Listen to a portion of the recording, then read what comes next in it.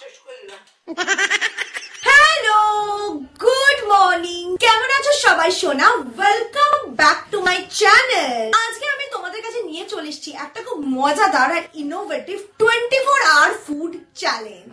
আমাদের যখন mood of থাকে, আনন্দ হয়, সব সময় কিন্তু আমরা খাবারের সাথে কানেক্ট করি, কারণ খাবার আমাদের মুডকে ইনফ্লুয়েন্স করে। আর এরকম কিছু পার্টিকুলার খাবার দাবার পুরো দুনিয়ার যে কোনো রকম কিউজিনে থাকে, যেগুলোকে বলা হয় ফিল গুড ফুড, মানে সোল ফুড। আজকে 24 ঘন্টার জন্য আমরা ওয়ার্ল্ডের ডিফারেন্ট ধরনের কিউজিন থেকে খাবো সোল ফুড, কমফর্টিং ফুড হিসাবে খুবই ফেমাস।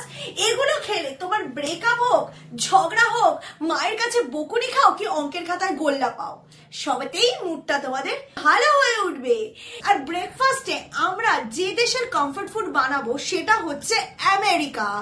আর আমেরিকার নাম্বার 1 কমফর্ট ফুড হচ্ছে চিজ টোস্ট। একটা চিজ টোস্ট খেয়ে কি করে হবে, আমার তো চাই আরো খাবার। বেকড চিজি পাস্তা হচ্ছে সাওয়ারডো ব্রেড, যেটা আমি ইউজ করবো এই চিজ টোস্টটা বানানোর জন্য। কমফর্ট ফুড অর্থাৎ সেই সব খাবারগুলোর মধ্যে একটা আলাদা সেন্টিমেন্ট আর নস্টালজিয়া। প্রত্যেক মানুষের জন্য সেটা আলাদা হয়, কিন্তু আজকে আমরা কিছু specific famous comfort food try করব অ্যারাউন্ড দ্য ওয়ার্ল্ড। আমেরিকা দিয়ে শুরু করছি, আর সকালেরটা হচ্ছে বেশ চিজি। চিজির মধ্যে একটা আলাদা ভালোবাসা লুকিয়ে থাকে, তাই না? করে দেবো mozzarella cheese, this is for stretch. এটা হচ্ছে শেডার চিজের স্লাইস। আজকে চিজ টোস্টার সাথে আমি বানাবো বেকড চিজ পাস্তাও। আর এই দুটো চিজি ডিশ বানানোর জন্য আমি ব্যবহার করব আমার কিচেনের নতুন সঙ্গী আগারোর এই 38 লিটার্সের ওটিজিটা। এতে আছে 1600 ওয়াট পাওয়ার। এছাড়া এতে আছে একটা মোটরাইজড রোটেসেরি উইথ ফর্ক, যা দিয়ে স্প্লিট রোস্টিং করতে পারবে বোথ মিট অ্যান্ড ভেজিস। এছাড়া এর সাথে আছে একটা বেকিং ট্রে, একটা বারবিকিউ গ্রিল, একটা হ্যান্ডেল ফর রোটেসেরি আর আরেকটা handle for removal of the tray. আমি সবার আগে বারবিকিউ গ্রিলটা ইউজ করছি for grilling my cheese toast. এতে আছে একটা কনভেকশন মোড, একটা রোটেসের মোড আর একটা মোড যেটাতে বোথ কনভেকশন আর রোটেসের ইউজ করা যায়। চিজ টোস্টটা আমি কনভেকশন মোডেই বানাচ্ছি। এবার টেম্পারেচারটা ম্যানুয়ালি সেট করতে পারো বিটুইন 100 to 250 ডিগ্রি সেন্টিগ্রেড। একটা টাইমারও আছে আপ টু 60 মিনিট। 3টে mode of heating, top heating, bottom heating আর টপ অ্যান্ড বটম হিটিং একসাথে। গ্রিলিং এর জন্য আমি টপ হিটিংটাই ইউজ করছি। আমাদের চিজ টোস্টটা তো পারফেক্টলি গ্রিলড লাগছে, তো চলো এটাকে বের করে দেখা যাক যে এটা ঠিকঠাক কুকিং হয়েছে নাকি আরেকটু গ্রিলিং এর প্রয়োজন আছে। একদম তৈরি হয়ে গেছে, বাইরে থেকে ক্রিস্পি আর ভেতরে দেখো চিজটাও মেল্ট হয়ে গেছে। এরকম আরেকটা আমরা টোস্ট বানাবো মমতার জন্য। Guys, guys, guys, look at this. Let's prepare the pasta. Baking ট্রেতে আমি কিছুটা অলিভ অয়েল লাগিয়ে নিয়েছি। এবার সিদ্ধ করা পাস্তাটা ওর মধ্যে দিয়ে দেবো। দেবো টমেটো, ক্যাপসিকাম, আমরা অরেগানো দিচ্ছি, পিৎজা পাস্তা সসটা, চিজ। চিজ দিতে কৃপণতা করা উচিত না। পাস্তা এবার এটা আমরা ওভেনে ঢোকাবো। এটাকে আমরা বেকিং ট্রেটার মধ্যে বসিয়ে দিচ্ছি। এতে আছে heat resistant tempered glass window with illuminated chamber. আর এটা আমরা কনভেকশন মোডে করছি। টেম্পারেচার দিয়েছি 150 ডিগ্রি, টাইম 10 মিনিট। এটা বেকিং হচ্ছে বলে দেখো টপ আর বটম মোডটা হিট যেটা হয় সেই অপশনটা ইউজ করেছি। গাইস, তোমরা কি বেকড পাস্তাটা দেখতে পাচ্ছো? দুর্দান্ত লাগছে। আর আমি এতে নিত্য নতুন খাবার দাবার নিয়ে এক্সপেরিমেন্টও করতে পারি। যেন এরকম কিছুতে ইনভেস্ট করতে চাও, লিংক ডেসক্রিপশনে পেয়ে যাবে, ডু চেক আউট। আমাদের চিজ টোস্ট একদম রেডি। এটা ফার্স্ট টাইম আমি ফ্রম স্ক্র্যাচ বানিয়েছি। আগে দেখি এটা দিয়ে চিজ পুল হয় কিনা। উফ, যা গরম, চিজ পুল করতে গিয়ে তো মনে হচ্ছে আমার আঙুলি পুল হয়ে যাবে।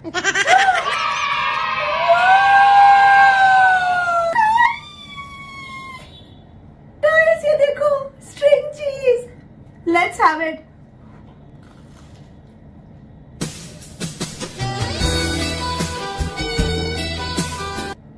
মনে হচ্ছে দূরে কোথায় you and I in this beautiful world গানটা বাজছে।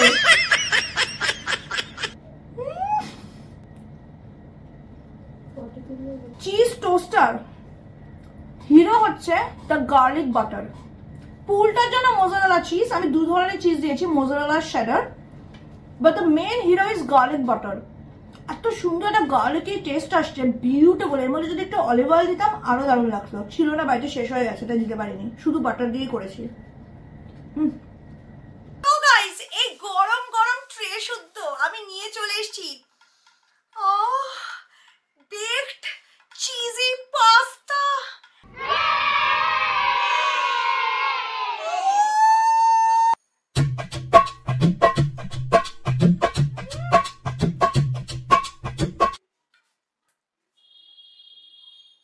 দুর্দান্ত ক্রিমি চিজি টেক্সচার, সুন্দর ওরেগানোর ফ্লেভার, তার সাথে ক্যাপসিকাম আর tomato. Such a good combo. So gooey and cheesy. Wow. দুর্দান্ত ব্রেকফাস্টটা কমপ্লিট করি, তারপর দেখা করছি কিছুক্ষণ বাদে, দেখতে থাকো। 2 hours later. লাঞ্চে আজকে আমরা ভেঞ্চার করব state of Odisha. Odia dishes থেকে যদি আমি একটা কমফোর্টিং ফুড চুজ করি, প্রথমেই যে ডিশটার কথা আমার মাথায় আসবে সেটা হচ্ছে পাখাল ভাত। পাখাল ভাত বা দই পাখাল কোনো ডিশ না, এটা বেসিক্যালি একটা ট্রেডিশন পাস থ্রু জেনারেশন। এই ডিশটার মেন পার্ট হলো the rice is fermented in water and yoghurt, আর মিক্সড করা হয় হালকা ফোড়ন, যেটাতে আদা, সর্ষে, কারি পাতা, শুকনো লঙ্কা, কাঁচা লঙ্কা থাকে। এই যে ফার্মেন্টেশন প্রসেসটা, this gives the rice a beautifully tangy delight, যেটা খেয়ে গরমের দিনে তোমার পেট একটা আলাদা লেভেলেরই আমেজ দেবে। আফটার অল এই ডিশটা অরিজিনেট করে basically from farmers and labourers, যারা সারাদিন রোদে কাজ করে ঘরে এসে আমেজ করে এই ডিশটা খেত ইন ওড়িশা অ্যান্ড ঝাড়খণ্ড। এর সাথে নানান ধরনের অ্যাসর্টেড তরকারি যায়, যেমন বড়ি চূড়া, আলু সেদ্ধ মাখা যেটাকে আলু চোখা বলা হয়, শাক ভাজা, মাছ ভাজা, বেগুন ভাজা, ঠিক যেমন বাঙালিদের পান্তা ভাত। আমি আজকে বানাচ্ছি বড়ি চূড়া, যেটা আমার পার্সোনাল ফেভারিট। বড়িগুলোকে হালকা কুড়মুড় করে ভেঙে নিতে হবে, তারপর একটা প্যানের মধ্যে সর্ষের তেল দিয়ে হালকা রসুন আর কাঁচা লঙ্কা ফোড়ন, তারপর সেটার সাথে পেঁয়াজ, ধনেপাতা মিক্সড করে মেখে নিলেই বড়ি চূড়ার রেডি। তার সাথে আলু চোখা আর কুমড়ো ফুল বড়া তো থাকবেই। আমি যখন লাস্ট ইয়ার ওড়িশা ঘুরতে যাই, তখন প্রথম এই পাখাল ভাত ট্রাই করি। এদের পান্তা ভাত আলু ভাতে ছাড়া সেটা ইনকমপ্লিট। তো সবার আগে আলুগুলোকে ম্যাশ করে নিচ্ছি। আর তখন থেকেই আমি যেন প্রেমে পড়েছি এই পাখাল ভাতের সাথে। আজকে ফ্রম স্ক্র্যাচ বানিয়ে মনের ভেতর যেন একটা অন্য লেভেলেরই তৃপ্তি হচ্ছে। এবার একটুখানি কুমড়ো ফুলের বড়া করব, আর সেটাকে মুচমুচে বানানোর জন্য হালকা বেসন আর চালের গুঁড়ো মিশিয়ে নেব। তারপর ছাকা তেলে ভাজা করে সমস্ত তরকারিগুলোকে সাজিয়ে এই ভাত খাওয়ার মজাই আলাদা। দুর্দান্ত মার্কা লাঞ্চ দেখলে বকবক না করে খালি গিলতে হয়। সত্যি কথা বলতে গেলে এই লাঞ্চের প্ল্যাটারটা দেখে আমার কমপ্লিটলি আমার ওড়িশা ট্রিপের কথা মনে পড়ছে।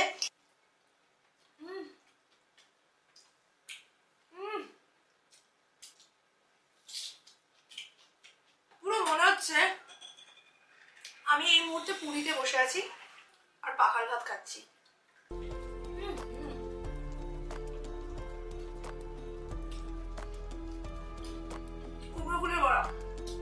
ওরা আরো অনেক ধরনের তরকারি নেয়, সঙ্গে একটা মিক্স ভেজ ছিল, শাক ভাজা ছিল। আজকে বাড়িতে শাক ছিল না বলে করিনি, শাক ভাজাটা থাকেই সাধারণত ওদের। বুড়ি চুড়োটা দারুণ মারাত্মক খেতে। বাট আমি এই যে আলু চোখা, কুমড়ো ফুলের বড়া আর এই যে বড়ি চূড়াটা নিয়েছি, এটা হচ্ছে মেইন। দুর্দান্ত একটা মাস্টার্ড সিড আর হালকা কারি পাতার অ্যারোমা আছে, বিউটিফুল। হালকা ভাজা কাঁচা লঙ্কা দিয়ে, গন্ধরাজ লেবু দিয়ে মারাত্মক লাগছে, মারাত্মক। আই থিঙ্ক এটা হচ্ছে একটা পারফেক্ট সানডে লাঞ্চ। এক গামলা ভাত শেষ করে দিলাম।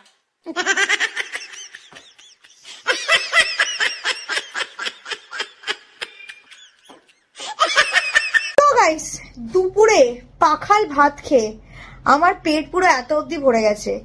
আমি ভাবছিলাম বসে যে বিকেলে আমরা কি সোল ফুড খাবো। তো ভাবতে ভাবতে আমার মাথায় এমন একটা খাবারের কথা মনে হলো যেটা ছাড়া এই ভিডিওটা একদম ইনকমপ্লিট। সেটা হচ্ছে রামেন। বাইরে বৃষ্টি পড়লে, মুড অফ হলে, কিংবা লেট নাইটে স্পাইসি ফুডের ক্রেভিং হলে, ramen is my perfect partner. I don't know about you guys, but আমার তো রামেন খেতে স্পেশালি কোরিয়ান রামেন দারুণ লাগে। আমি আমার রামেন যখন বানাই different sort of crunchy veggies দিই and I give a spoonful of chilli oil, কারণ চিলি অয়েলের একটা অন্য লেভেলের ফ্লেভার আসে। আর হালকা সুইটনেসের জন্য I personally prefer the black bean noodles, কারণ ওটার মধ্যে একটা হালকা সুইট বেস থাকে which works perfectly well with the spicy chilli oil. ঝাল আর মিষ্টির কম্বিনেশনটা সবসময় খুব মুখরোচক।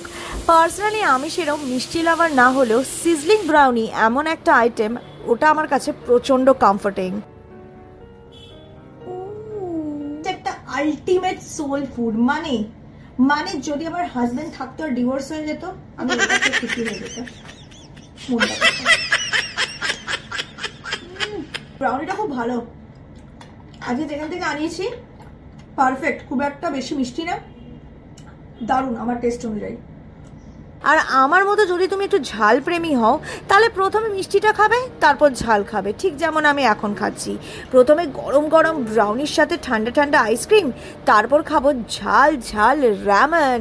আর এই রামেনের মধ্যে আমি একটা পারফেক্ট পোচ ডিম দিয়েছি, বিকজ আমার কাছে না ডিম ছাড়া রামেন নট সো কমপ্লিট। আর হালকা ওই ইয়কের ক্রিমিনেসটা যখন রামেনের সাথে মুখে যায়, it is absolutely delicious. Beautiful flavour of chilli oil. টোফুটাকে একটুখানি ডিমের কুসুমের মধ্যে ডুবাই।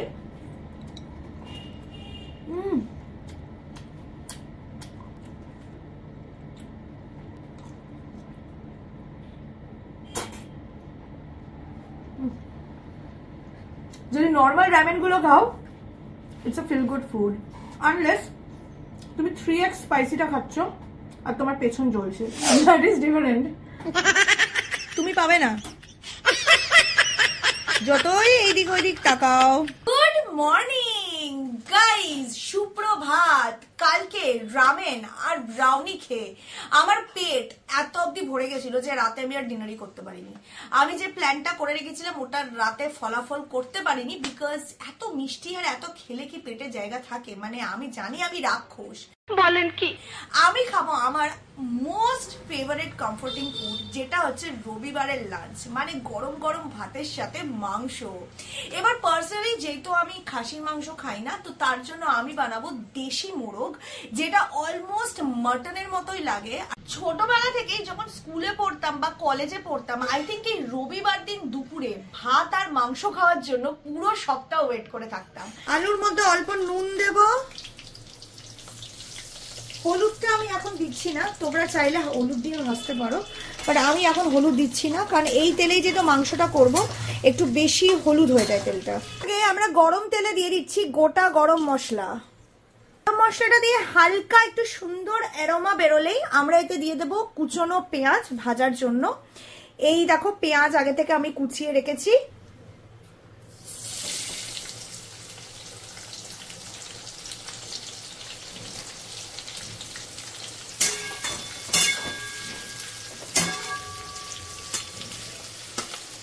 তো পেঁয়াজগুলো কিরম লাল লাল হয়ে গেছে তোমরা দেখতে পাচ্ছ।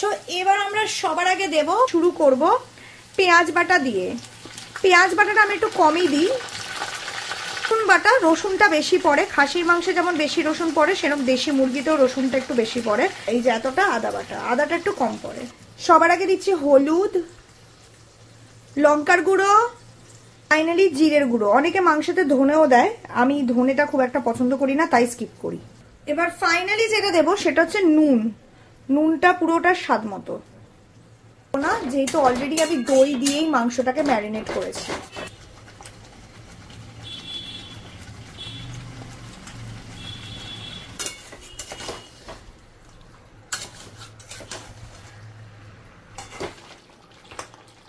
মানে যেরকম খাসির মাংস করতে গেলে প্রেসারে অনেকগুলো সিটি লাগে, এটাতেও তাই।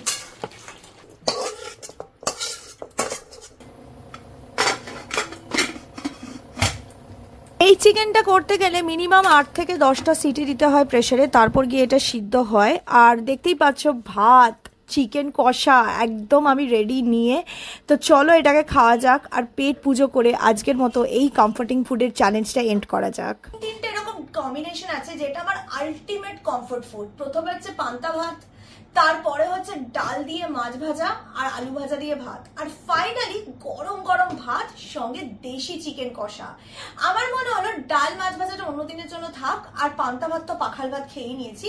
তো থার্ড কম্বিনেশন যেটা আমার আলটিমেট ফেভারিট, মানে গরম গরম ভাত দিয়ে দেশি চিকেন কষা, যেটা একদম মাটনের মতোই লাগে। ওফ, মারাত্মক। আর এটা দেখে কেউ বলবে না এটা চিকেন, দেখে মনে হচ্ছে পুরো মটন, কিন্তু এটা হচ্ছে অ্যাকচুয়ালি দেশি চিকেন। এই যে আলু, ওফ, এটা একটা আলাদা লেভেলেরই নস্টালজিয়া। দেখছিস পুরো মাটনের মতোই লাগে না দেখতে? কাদের কাদের মনে হচ্ছে এটা মাটন?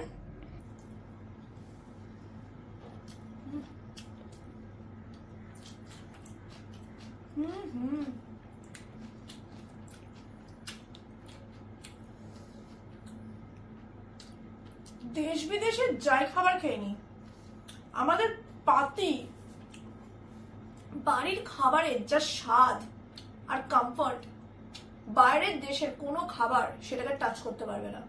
কারা এই ব্যাপারটাতে এগ্রি করো নিচে কমেন্ট করে জানাও।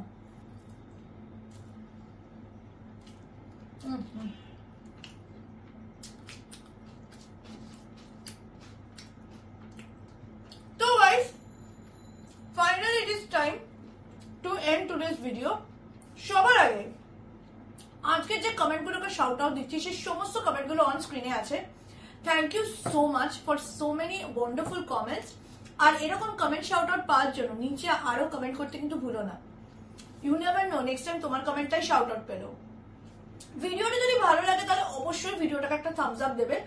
তোমাদের ফেভারিট কমফর্ট ফুড কি? প্রত্যেক মানুষের না একটা নিজস্ব কমফর্ট ফুড থাকে, সেটা আমাকে কমেন্ট করে জানিও। ইউ নেভার নো, হয়তো তোমাদের পার্সোনাল কমফর্ট ফুড নিয়ে আমি নেক্সট টাইম ভিডিও করলাম, হতেই পারে, তাই না?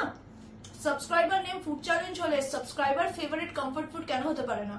তাই তোমাদের কমফর্ট ফুড কি নিচে আমাকে কমেন্ট করে জানাবে। আর হ্যাঁ, খুব ভালো থেকো সবাই, টেক কেয়ার, বাই। আমি মাংস ভাত খাই, আর তোমাদের